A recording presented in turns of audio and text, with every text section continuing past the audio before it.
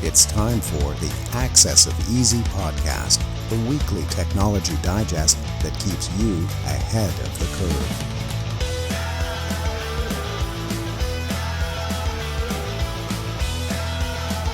Brought to you by EasyDNS.com. Welcome back, everybody, to the usual burning the midnight oil. Actually, I still have some coffee here, Len. I had a coffee for the last CVP, and I forgot to finish it. Number 316, Access of Easy, getting back on track here. My name is Joey, here as always with Len, the legend, as the newsletter says. I don't know where that name came from, somewhere in the CVP lore, but coined that a long time ago, and I don't know, it just stuck. What's going on over there anyway? Their Macho Man shirt? Yeah, that's one of many I have. Yeah, no, just living the dream. And you have your coffee, I have my water. Look, we're back to our regular schedule. Last time we did this show, it was at 7 a.m. on a Friday morning at that. You know what, Len? I almost messaged you at like 4:30 and was going to say, let's just do it on Friday mornings. I actually didn't mind that. Did you mind it? And I was like pretty tired because you and I went for dinner the night before. I was out way later than I would normally be out. I actually didn't mind that slot. I think I could get used to doing it at that time. Well, the thing is, I typically take Fridays off. So if I'm working, it's difficult. If I'm off, it's okay. But it would really depend on when I tee off, because that's what I tend to do on Fridays. And tomorrow problems. People really going to relate to you a lot hearing that. Hey, very relatable.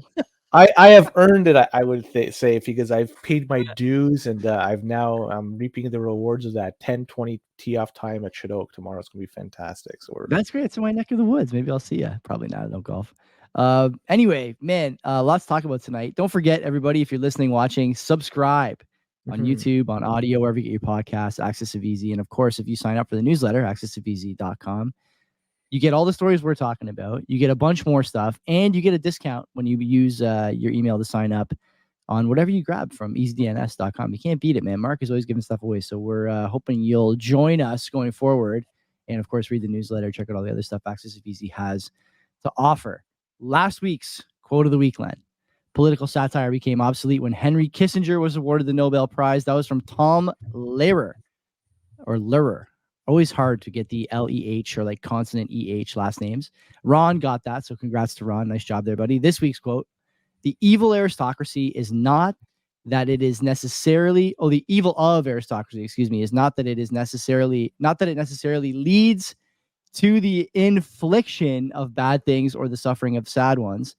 The evil of aristocracy is that it places everything in the hands of a class of people who can always inflict what they can never suffer. That's a good quote, even though I did mangle the beginning of it. And if you know who that's by, post it in the comments. As always, no searching, no Googling.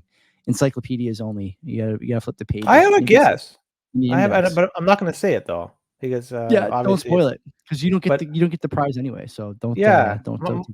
I'll guess that the initials is AR. That's as far as I'm going to go. Okay, and, interesting. And it really doesn't spoil anything, so we'll have to keep that in the hopper for next week. Anyway, Len, we got 5 stories tonight. Yeah. Notably absent is the Mark Cuban MetaMask story. So I lose that bet. I bet that we were going to get that in the newsletter. We didn't get it. So, anyways, let's hop in. Where do you want to start here? Which one of these gems should we lead off with? Well, Wordfence is always a good one, because it has been discovered that 2 PHP object injection vulnerabilities are included in the essential block plugin for WordPress. And WordPress is a tool for website creation and administration. And the vulnerability allows for unauthenticated attackers to inject PHP objects. And this is pretty scary stuff. The attackers to delete files, retrieve sensitive data, or execute code. And this would be done on websites. And the vulnerability was first found if people are running this, it's under Essential Blocks Admin Settings class. And, the user is allowed to configure the plugin settings over there. And the vulnerability was caused by a lack of input validation. I've heard that many times. So if there's ever any problem, it's always a lack of input validation. And here's another one. Attackers could exploit this vulnerability by injecting a PHP object into the settings parameter. And the second vulnerability was found in the Essentials block front end class. And this class is responsible for rendering the plugin block on the front end of the website. And the vulnerability was caused by a lack of output encoding. The first one was by a lack of input. This is by a lack of output. And attackers could exploit this vulnerability by injecting a PHP object into content parameters. And this was first reported to the Essentials block team back in August 4th of 2023. So just a little over a month ago. And the team has since patched it in version 4.2.1 of the free version of the plugin and 1.1.1 of the pro version. And this was released on August 11th, 2023. WordPress users, they are encouraged to update to the latest patched version of Essentials blocks to as soon as possible to make sure that you close the loophole on this. Now, we have a website with easy DNS, and I did not take a look to see if A, we have the Essentials block activated on our WordPress, or B, if it was updated. But I'm pretty sure it has been updated, given who we're dealing with. Mark and his team are top notch. So I'm not sure if you took a look into it. I don't really dabble too much in our website, but when I saw this, it's the first thing I thought of. Gee, is our website updated? Pretty sure it is, but I'm gonna have to verify that just to make sure. I have never been on our website actually, except to look at it when I heard it was done. But maybe we should actually visit it once in a while. Wordfence is a service that WordPress uses to protect its website. So this is a significant kind of vulnerability. The one thing I like, and actually we've talked about this in the past, most of the time when these companies find vulnerabilities, the users don't hear about it until there's a sort of very public issue with the failing of said vulnerability. But if you look at the timeline here, it's in the article. Like you mentioned, August 17th, Wordfence Threat Intelligence discovers 2 PHP object vulnerabilities. And then on the 18th, a new firewall rule comes out to protect the premium and care and response customers. And they start to initiate the disclosure process. That's one day, 24 hours. That's what good security practice looks like. That's what getting in front of something looks like. And that's what, maybe most importantly, a competent remedy process looks like. So you love to see that. WordPress is a big name in website building for a reason. This is, a nice example of why. Yeah, we could move on to talk about Retool. And there was a security breach at Retool. And this is a visual platform for building internet tools. An attacker was able to gain access through a SMS-based phishing attack against one of their Retool employees. And they parlayed that into getting into customer accounts by exploiting a vulnerability in fact, Google Authenticator. This is the popular two-factor authentication app. And the attacker was able then to take over a customer's account and steal data. Heard this time and time again. And once the attacker had access to the customer's account, they stole all that data, including customer's name, email addresses, passwords, and a whole lot more. Now, Retool has since taken steps to fix the vulnerability to prevent any future attacks. But this included requiring customers to use hardware security keys for MFA, that's 2FAs, then it's the multi-FA. This is a reminder. Authentication, right? Yeah, and I'm not too familiar with it. I use the 2FA, and the one I use is Open ATP, I believe it's called. It's open source. I like it. It seems to work really well. But that's just me. Everybody make sure that you do not use SMS related anything like that with a 2FA, because obviously here's one where by doing so you get wrecked in the process because it's easy to do a SIM swap attack. But this gives it another reminder that even like very large organizations that are well funded, these companies, they're not immune to attacks, and customers are recommended. Retool customers are recommended to take careful consideration about their threat model, but for security, and take the appropriate security measures. And some of the things they mention is, as I mentioned earlier, use a hardware security for MFA, strong passwords in all accounts. Don't use some generic passwords. Use something very, very strong, nothing that is from the dictionary. Throw in a few periods, commas, anything in there in the middle of it, and just make it much more difficult to not brute force it. Be aware of social engineering attacks. This is something that's becoming more and more prevalent these days. And of course, never click on links that you see in attachments from unknown senders. And something we always talk about, keep your software up to date. By doing this, it closes a lot of loopholes that have just been discovered. And keeping old software just sitting there idle, it just opens yourself up to many attacks that, well, it's just not the right way thing. Just practice better privacy hygiene. And that's one thing you should do, is update all your software. A good way to make sure that you're here for a good time, not a long time, is to click unsolicited attachments and emails. That's for sure. One thing I appreciate about the story, though, the article on Retool here, I think I said a few weeks ago, and I feel this way a lot reading the Access of Easy stories because some of them are over my head in terms of the technicals. The one thing I like about this line is it's really geared toward the layman. There's some explanation of what multi-factor authentication is. They mention here social engineering and defense, and this idea of trustlessness and understanding threat models, and none of it is really techie in terms of the logic.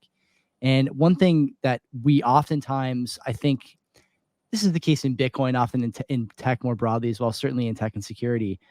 People kind of zone out. They get glassy-eyed on you, right? When you start talking to them about ways to, in your case, I can imagine the number of times you told people about the benefits as far as security of open source software, right? People just want to send iMessages and look at TikTok videos. And there's certain things that don't translate well to the average person, to the normie class, like we like to say. But this article does a good job relaying a lot of important messages about how to secure your own data, your own operation, with simple tools. A lot of simple tools here. And I learned, Len, in this article that when you talk about open OTP as your password thing, your 2FA thing, I didn't know OTP stood for one-time password until I read this story. Did you know that? No, I wasn't. So, and OTP. You called it And open OTP. Okay. It was and I incorrectly called it. But yeah, that's interesting. That's Yeah, I had no idea. so, yeah, that's what I would recommend people, if they're going to be using a 2FA, use something that is open source that you could look at the code, verify to ensure there's no malicious code or anything that's included into it. And the one that I just mentioned, it also has the ability to back it up, encrypt the backup that you just have to install a password before you could re-enable it again. So there's lots of really interesting features along with it, especially if you lose your phone or if you're switching phones. It's a real pain in the butt to load up a new 2FA, and this makes it a lot easier. But that's, again, this is going on to the weeds here. We really don't need to go update your software. That's all I gotta say. And let's talk about some interesting information with GitHub and Microsoft, because this month, Microsoft AI researchers, they accidentally leaked 38 terabytes of private company data. Microsoft is on a heater on this program, Mike, Len. What are we supposed to say about Microsoft at this point? The giant of computer technology here, 50 years old at this point. They're on this program more than Facebook, TikTok, or even MetaMask, right? I'm pretty sure if we were counting hashes, Microsoft would have a few horizontal stripes at this point, would they not? Well, friends don't let friends use Microsoft software. That's what I would suggest. Print the shirts, man. Print the shirts. So this 38 terabytes worth of private data was exposed due to a misconfigured Azure storage shared access signature, an SAS token. And the SAS token is a type of security token that allows users to access Azure storage resources without having to provide their credentials. And this leaked data included full backups to 2 employees' computers, which contains sensitive personal information such as passwords to Microsoft services, secret keys, and more than 30,000 internal Microsoft team messages from more than 350 Microsoft employees. And Microsoft discovered a leak on September 13th of this year. They took immediate action to secure the data and disable the SAS token. The company has also notified all infected employees and customers. Microsoft are currently investigating the full extent of this leak and the potential impacts. They have yet to release any information about how many people have been affected by this leak or whether any of the leak data was accessed by unauthorized individuals. And this shows you there's some concerns about Microsoft employees and their customers and how they're, doing stuff with their information that they have there. The leaked data, leaking this sensitive information, like, come on, this is unforgivable. And to do this on GitHub, like, come on, like, this is just incredible stuff. And furthermore, like, the leak, since it included all these internal team messages, well, how much of this information could include Microsoft products and services, and it could be used by attackers in the future to exploit vulnerabilities in Microsoft products and services? And all these products from Microsoft, they're huge. So the code itself, you may think that it's fine, but just even a small vulnerability in the long line of coding could make it just, a big hole in there that is hard to close. And Microsoft, they're taking a lot of steps here to address this. And they're doing an investigation and notifying all the people. But really, is this enough? They do suggest that employees of Microsoft should consider changing their passwords to all their Microsoft services accounts, and Microsoft customers should also consider changing their password to all Microsoft services accounts, including Microsoft accounts, Office 365, and Azure accounts. And Microsoft employees, they got to be more aware, man. These phishing attacks are going to come around. This isn't a phishing attack per se. This is just poor privacy hygiene. You're just dumping it on, willy-nilly on GitHub. But they got to do better than this. It's having people steal information, and this could really wreck the company moving forward. It's not going to bring it down, let's be honest. But nobody has a lot of faith in Microsoft products being secure. Nobody has enough faith in Microsoft products just having security involved with everything they have. And you know what? Moving forward, it's probably going to get worse. I'm going to sell my Xbox as a result of this, I think. I'm probably going to turn my Xbox on at some point later. Payday 3 came out today. But the one thing I'll mention is that, what is the rubric for shippable moves in terms of Microsoft software products? Like, did they just decide based on vibes what's a shippable product? Like the MVPs over there, the minimum viable products are just decided on vibes. They can't be decided by anything else at this point, right? Because they're none of them are secure. They just keep leaking. Also, I am a huge fan of the sort of hilarious screenshot here of an example of a leaked Microsoft Teams chat. Did you see this? This sort of like mundane back and forth between two people who clearly don't even like each other. Hey, dude, how's it going? Hey, doing well. And then everything else is blanked out.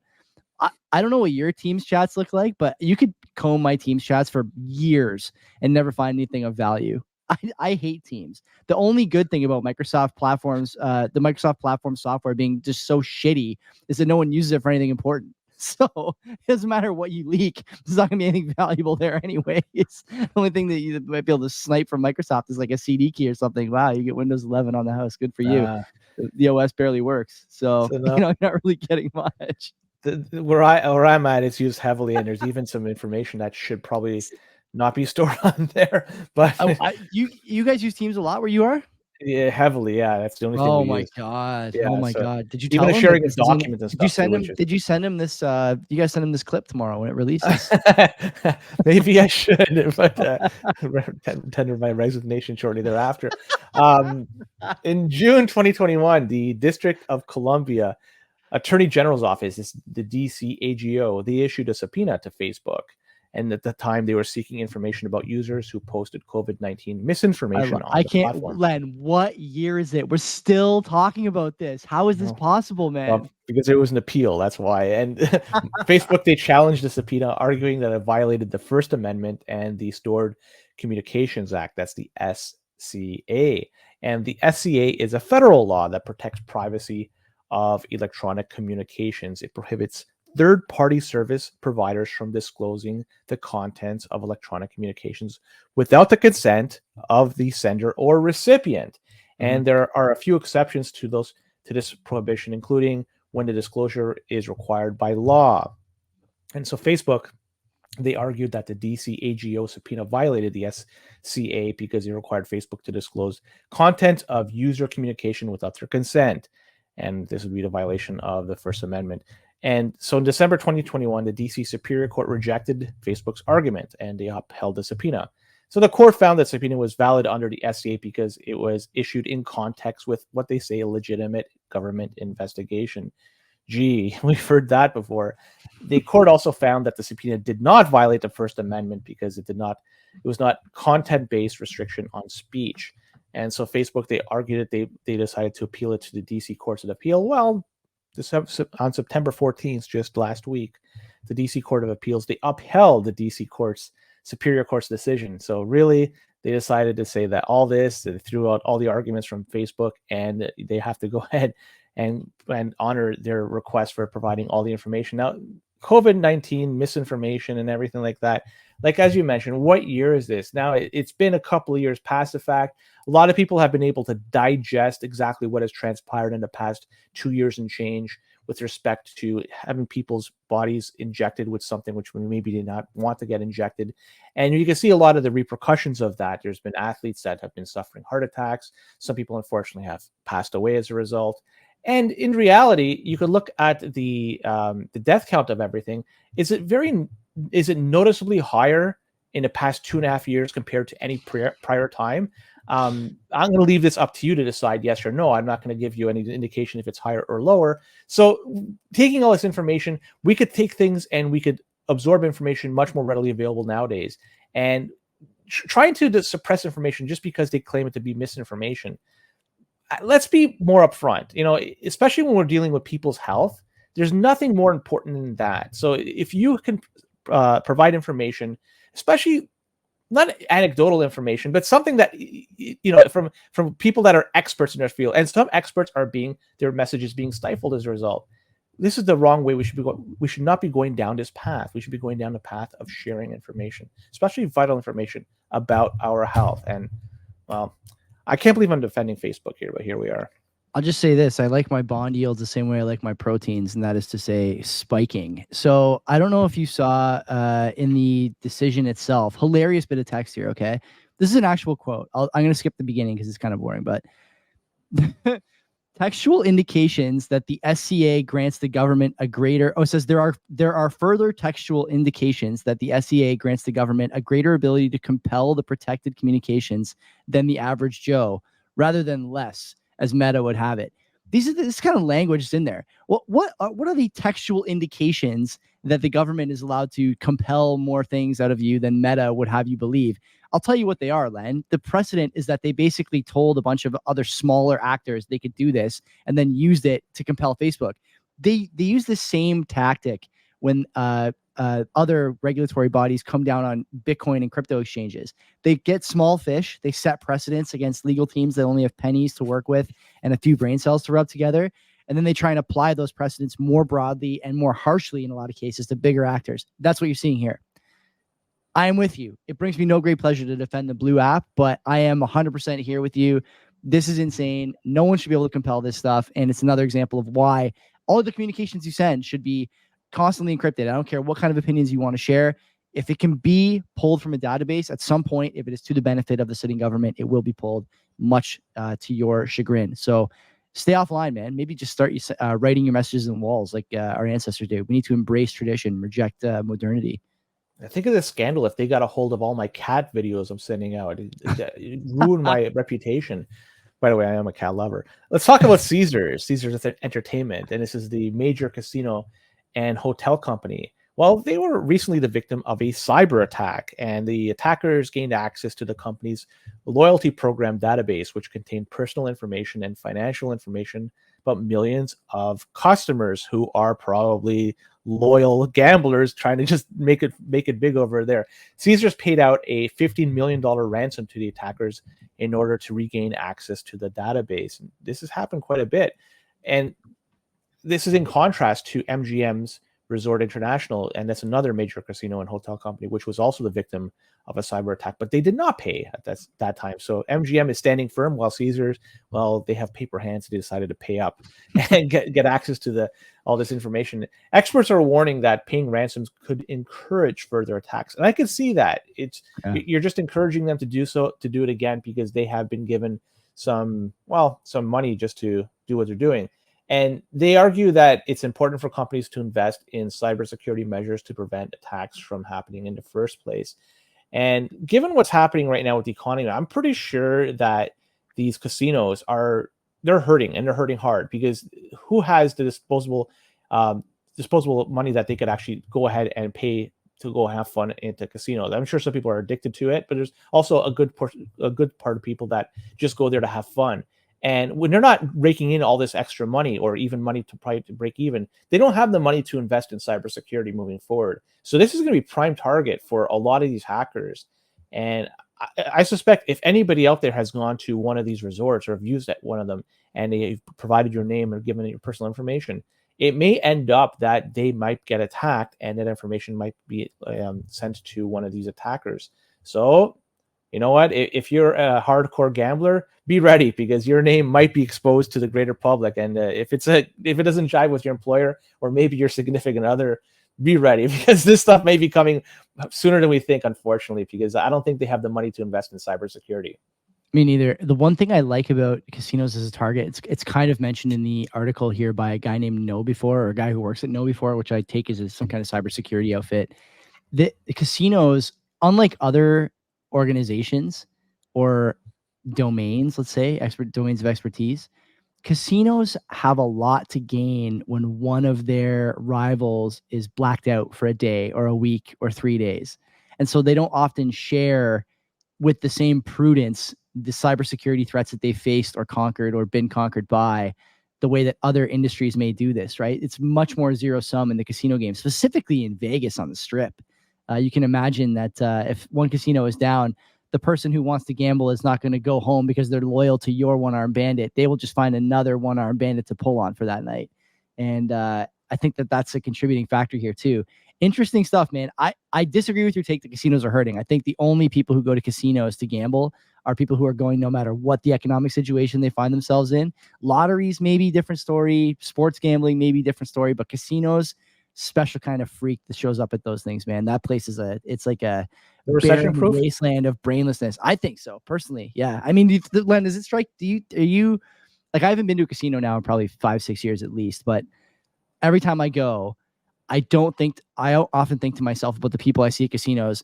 These captains of industry are here spending their money to support the local economy via gambling on tables or slot machines. I often think, these people are destitute, stupid, and addicted. And I don't think that those people particularly care what their economic situation is. I suspect that many of them don't know what the interest rate is, for example. It's not that kind of person. I think they go no matter what. Yeah, that's not the crowd I hang around with. I tend to hang around with a more posh crowd, like the people that at the horse races. That's my type of people. Yeah. They do wear cooler hats at the track, I think. That's for sure.